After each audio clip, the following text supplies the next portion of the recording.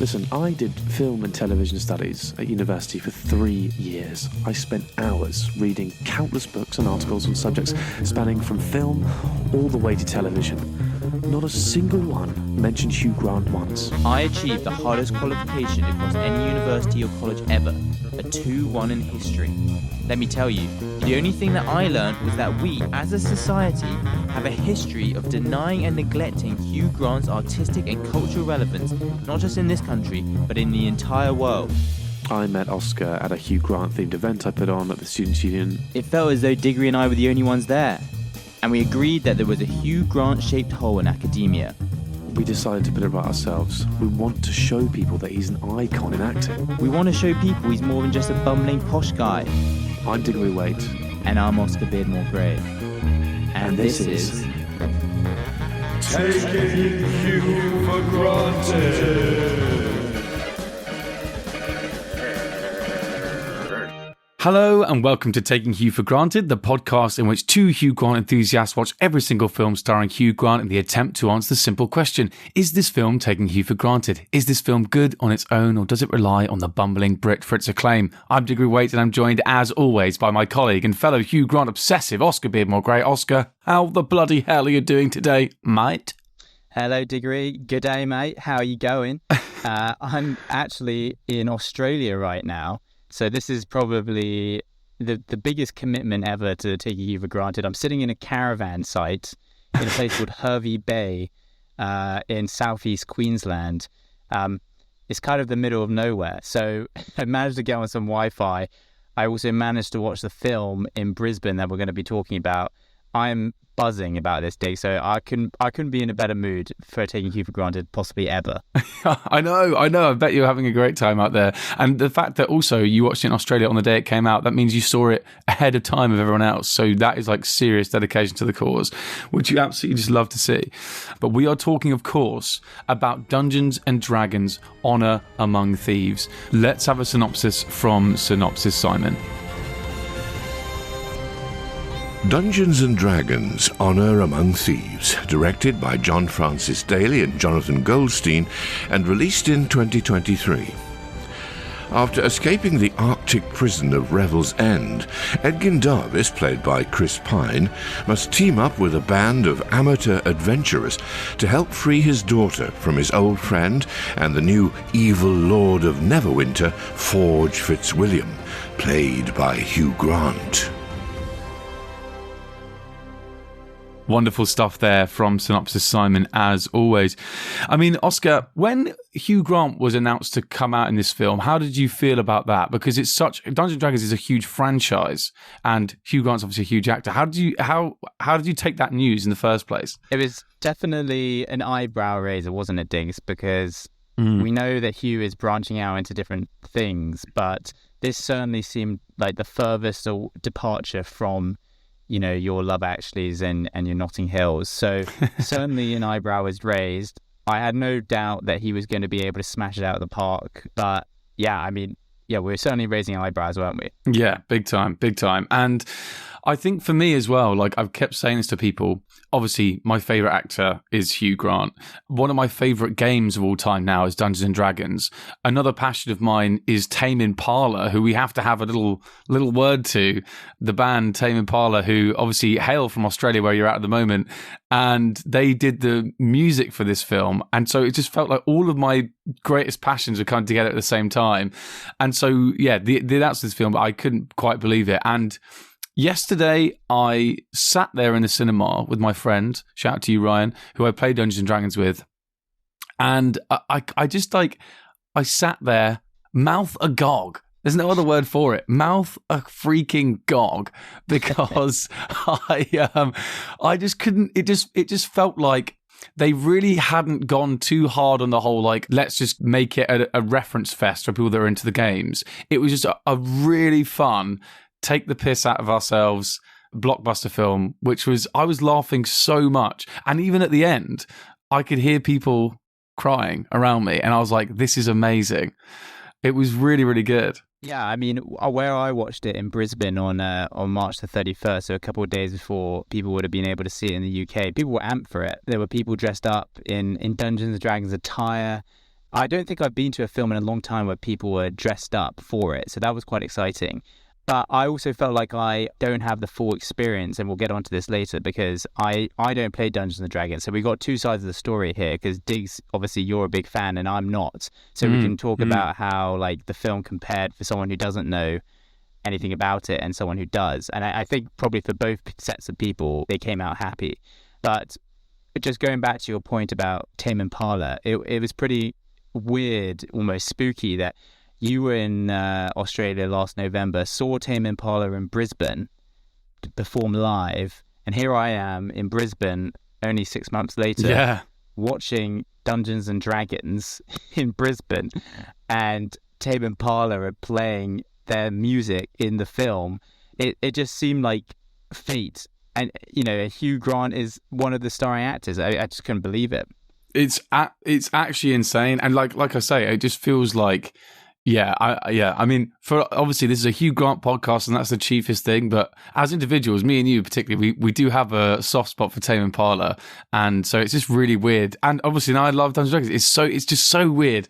I was saying to everyone else, there's two other passions in my life. I also love Arsenal Football Club. If they'd somehow sponsored the film, that would have been mental. And if the film had involved lots of sex, then it really would have been all five of my passions in one film. But unfortunately not.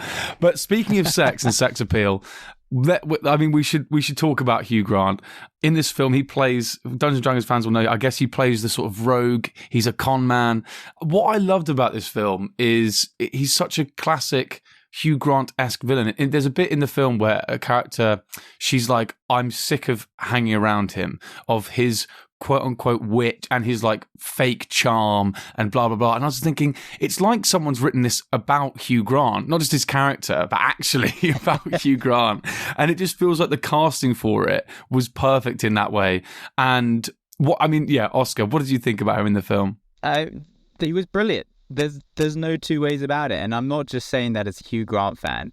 I came out of that movie like beaming from ear to ear, because it was a great film. And Hugh Grant was genuinely brilliant. Like he had all the audience in Brisbane in stitches at points. I sent you a message after I watched the film saying something like, Hugh is just the best villain. And you said something like, perhaps the best, or something like that. And, you know, I don't think you're wrong there. I think you're actually spot on. Like, he might be the best villain of our time. Like, he really is up there.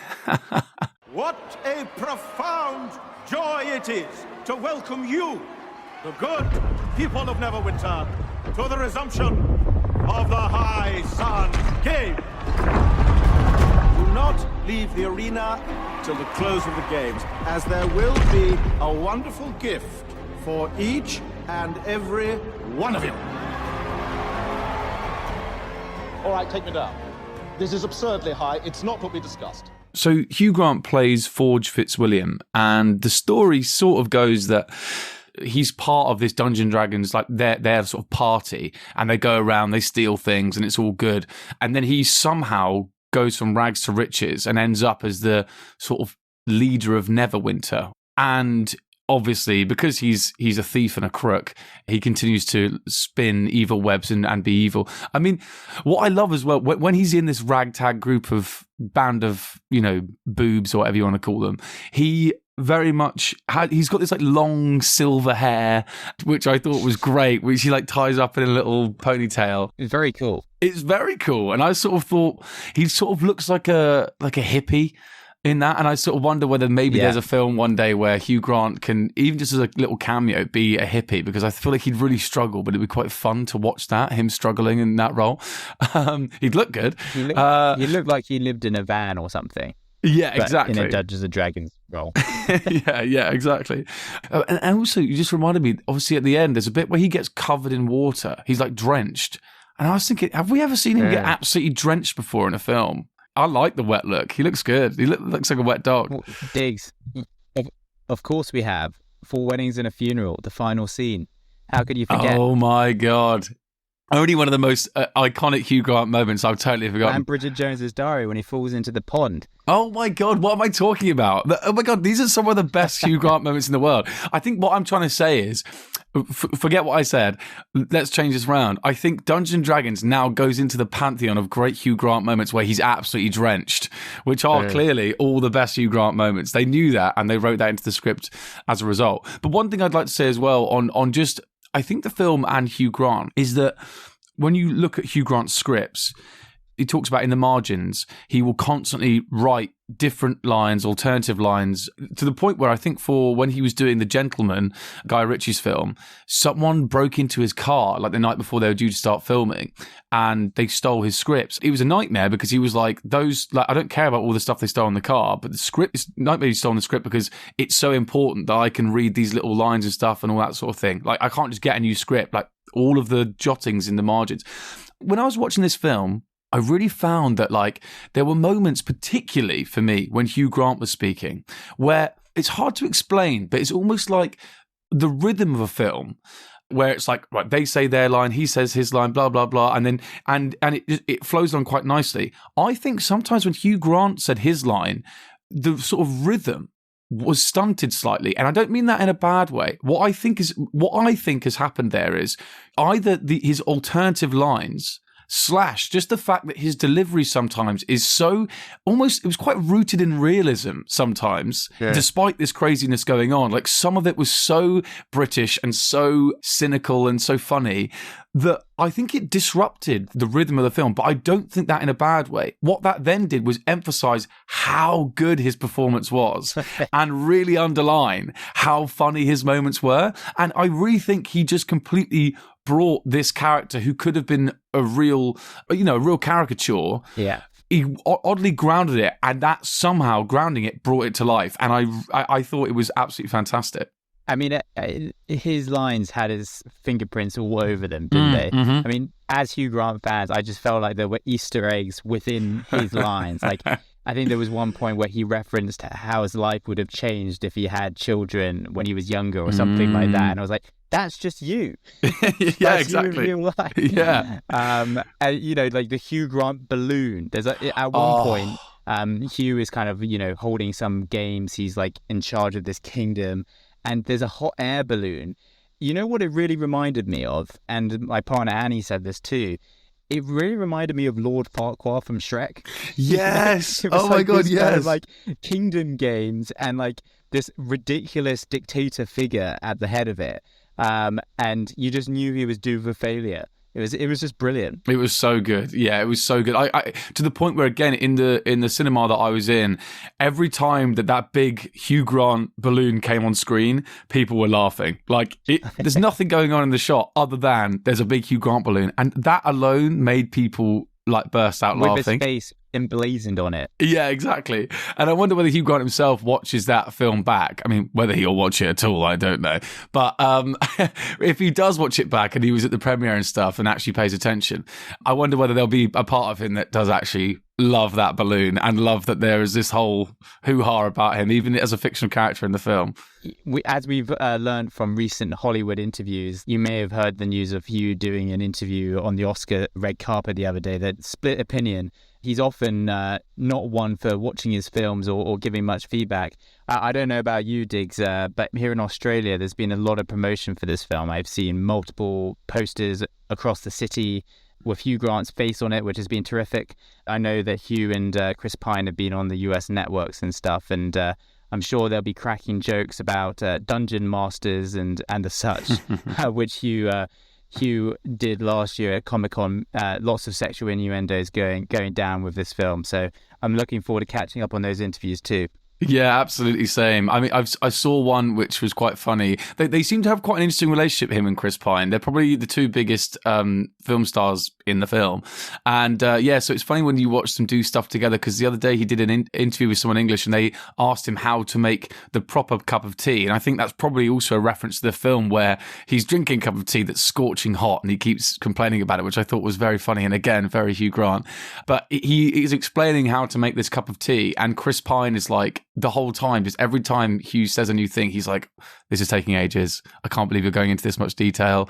I'm falling asleep, and all that sort of stuff. So I think that's it's interesting because I'm so fascinated to know how Hugh Grant thinks and feels about his fellow actors sometimes. And I sometimes think he has a quite prickly sense of humor in that sometimes he like doesn't mind putting people down and being, so it's quite fun that Chris thinks he can do that in return. Also, I don't know if you saw as well, he was on the James Corden show, and they had to eat and drink a whole load of horrible, like, it was kind of like a Bush Tucker trial of I'm a Celebrity, Get Me Out of Here, the show, funny enough, set where you are in Australia right now, where you have to eat like a bull's penis and stuff like that. They did that as like a truth or dare thing for Dungeons and Dragons. I thought it was quite funny as well. Oh, I'll have to catch up on all this stuff. I try to disconnect from the world as much as possible, but I'll definitely catch up on those. I actually, talking of I'm a Celebrity and those kind of challenges, I saw my first kangaroo yesterday, and my God, the bollocks on those things. They have the biggest balls I think I've ever seen. It's insane. Now I understand, like, I'm a Celebrity, you know, when they have to eat kangaroo balls and stuff. Is insane. It's nuts. I mean, I literally, it's nuts. I mean, I remember when I saw my first kangaroo when I was out there as well. And also, what's really weird is the balls aren't normal. They almost look, they're on the end of like a string of like, it's really odd. It's like it's like a string that connects their body to the balls, but it's like super thin and they hang so low. And then when they're hopping around, you're just like, oh mate, that's gotta hurt. Completely bizarre. If you don't know what we're talking about, Very strange animals. Very strange animals. Yeah, just look up a picture of I don't know, I guess a male kangaroo, and you'll be like, oh wow, I never thought it would look like that. How did we get onto this? I don't know. Well, you're listening to Hugh Grant taking Hugh for granted on the radio. Hugh Grant taking Hugh for granted. Oh, the podcast show.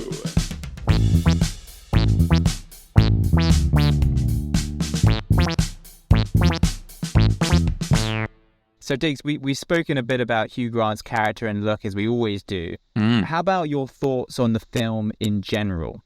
What did you like? What did you not like? Well, I think sort of, like I said at the beginning, I mean, it feels like what I think a lot of blockbusters should be, in that sometimes they take themselves too seriously.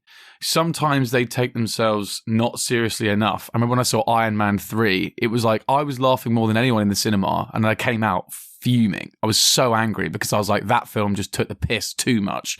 But also, in a weird way, I think actually it was probably even funnier than Iron Man 3. But the thing is, Iron Man 3 is rooted in reality. The beautiful thing about this film is, you know, the way it opens, they're in this famous jail and they're trying to get out and all that sort of stuff. And you just meet all these colourful characters who are, you know, of other races. And there's a cat person and there's a like bird man and things like that. And they really take the piss out of it. They're like, this is ridiculous, right? We're in this weird fantasy world and this is ridiculous, and we're really going to point at ourselves and laugh. And it's just great. But also, at the end of the film, like I said earlier, there was genuine tear-jerking moments, and it was a film with real heart. And one thing I think that I can bring to the table, though, is having somewhat of an understanding of Dungeons and Dragons. So Dungeons and Dragons is a game where it's not like a set story. Like, I don't think many people would have met the characters of Forge Fitzwilliam, or I don't know, Sophina, or you know, Edgar Davids, or whatever Chris Pine's character's name is. Edgar Davids. I don't think it was. That's a Dutch footballer from the 90s, Diggs. Yeah, exactly. I feel like a lot of our listeners will be like, Edgar who? Anyway, but so, you know, Fair Run and Neverwinter, these will be places that you can play in Dungeons and Dragons, but you know, you'll never really follow the same sort of story. Dungeons and Dragons is like, these books give you things like, there's a monster in this called the Owl Bear, half owl, half bear. And so what you'll have is the monster manual, which will give you all the statistics of that thing, and you can put it into your story, but it's not like you have to tell that story with that monster, if that makes sense. And it's hard to explain, but there were lots of little winks and nods to us, which were great, but it never got to the point where you thought, okay, I have no clue what's going on because I haven't played Dungeons and Dragons before. They just used the stuff from Dungeons and Dragons really well. Like, there's a spell in Dungeons and Dragons, Speak to the Dead, and in this film, they use that so well. Like, that sequence where they speak, so good. It's just hilarious. It's genuinely like, Like, some of the best comedy films won't have sequences that funny. Like, that was genuinely amazing. Once the dead man is revived, we can ask him 5 questions, at which point he will die again, never to be re-revived. Were you killed in the Battle of the Everhorse? Yes. 4 more questions, right? Yes. No, that wasn't for you. Did that count as a question? Yes. Damn it. Only answer when I talk to you, okay? Yes. Why did you say okay at the end of that? I didn't. Fantastic. Where's the shovel? It was Monty Python-esque, wasn't it, really? Yes, exactly. Oh my God, that's the perfect comparison. And in fact, actually, one I think Hugh Grant might have made in an interview the other day, and I didn't make the connection until you've just said it, and now I'm actually having seen the film. You and Hugh Grant are spot on, as you both often are. It's Monty Python-esque. There's no other way to describe it. And so, yeah, I think basically what I'm trying to say is with stuff like this, you know, sometimes it can become a reference fest. It can be ones for the people that you saw the film with who are dressed up. It can just be a film where you just, you know, they're constantly nodding at those people and everyone else is looking around going, "What the fuck?" Okay. Whereas I am one of those people, and yet I found like it wasn't drowning me in references, and I still just had a really good time. Yeah, that's really interesting. I mean, the limited amount I know about Dungeons & Dragons, I felt did come to the fore in the film. And you correct me if I'm wrong, the things I sort of think about when I think of Dungeons & Dragons is kind of like the brotherhood and the camaraderie that you have with the other people you're playing with, who are kind of represented through the characters. And that's kind of what really shone through for me. It was like, the characters almost felt like friends who were playing it like behind the scenes, you know? They like had this kind of weird dynamic, some of them, but it was like very like bantery and funny at the same time. So I think that really shone through in the writing. And I think the script was really good. Like the story, obviously there's so many different story arcs that you can have in a Dungeons & Dragons game. It's not going to be the same every time. But they chose their own adventure, I guess, in the script, which I think was a really, really heartwarming and genuinely funny story. And we spoke a little bit earlier, like the casting was really good. I think in particular, I actually thought that Chris Pine was really, really good. Like he was actually genuinely really funny. I haven't seen too many of his movies, to be quite honest. And I know he's a Hollywood lead kind of actor. But he sort of reminded me a little bit of like Ryan Reynolds in some ways. He's got this like quirky, funny side that really shines and is very popular in Hollywood at the moment. But I would just say that, you know, it's rare these days. I find that I go to the cinema and actually laugh a lot. And I was laughing a lot in this movie. So, you know, if you come out of any movie laughing a lot, you probably had a good time and seen a good film. Absolutely. Once again, absolutely spot on. Like, yeah, just really funny, really good. I also, when you talk about the casting as well, Regé Jean Page, the guy from Bridgerton, his character I also thought was great because, you know, hilarious. Yeah, sometimes when someone's really one-dimensional, it can just be really, but they just play it so well. And he was so, again, he was really funny in this film. Chris Pine as well, I do worry for him because obviously he's the star of Star Trek. He's now the star of Dungeons & Dragons. He is going to be mobbed at every Comic-Con every year for the rest of his life.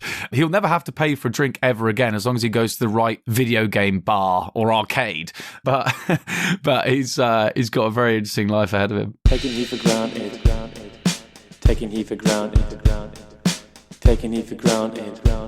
What did you think, lads? Were they taking he for granted? Oscar Beardmore Gray, we're back. It's been a while, but God, it feels good to be back, and particularly with this film, Dungeons & Dragons: Honor Among Thieves.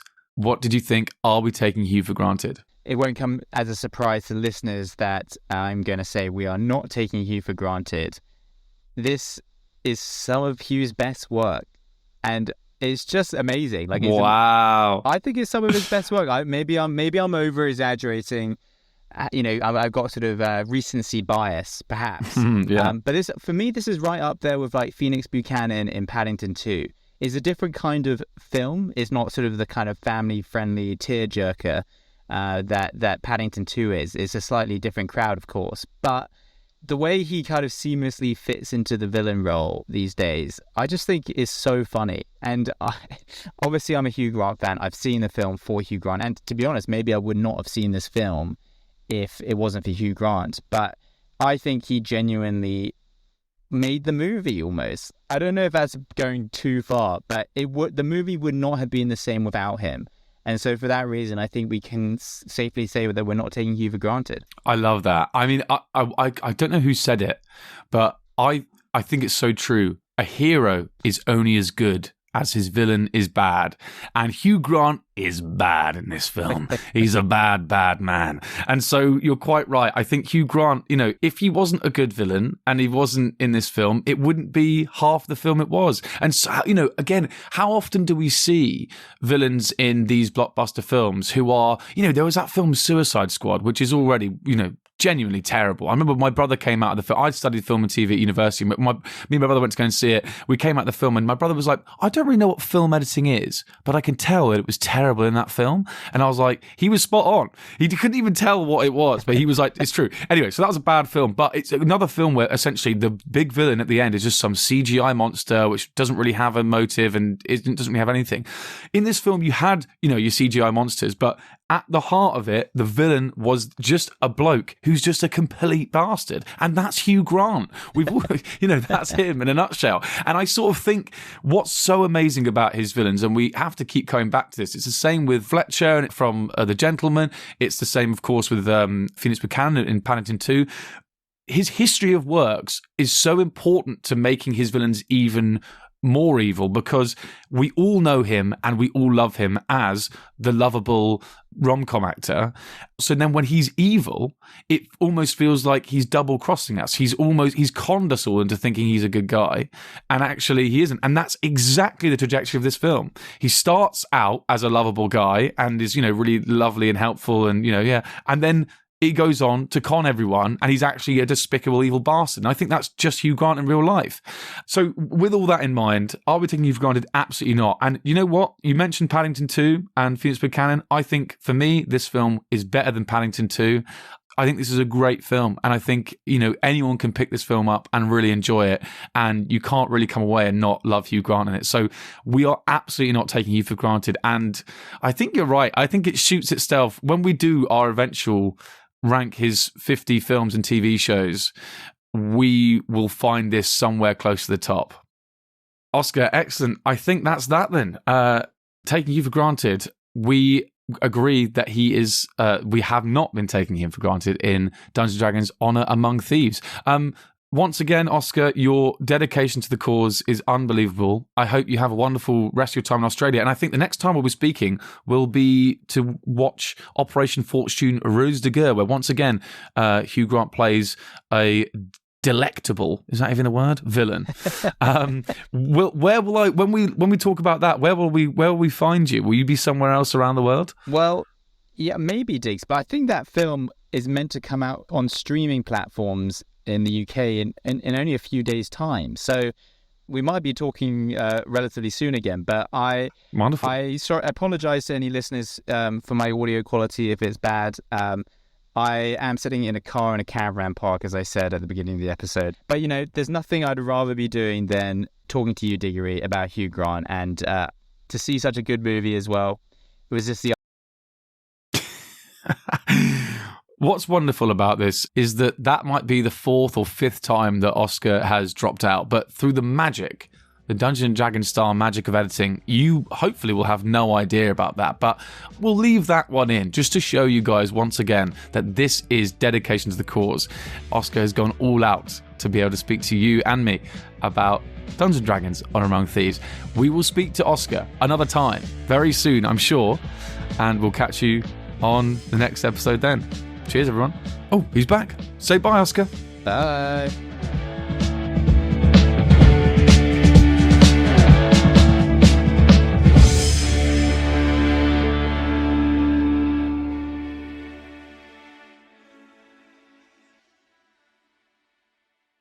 Taking Hugh for Granted is produced, edited and presented by Diggory Waite and Oscar Beardmore Gray.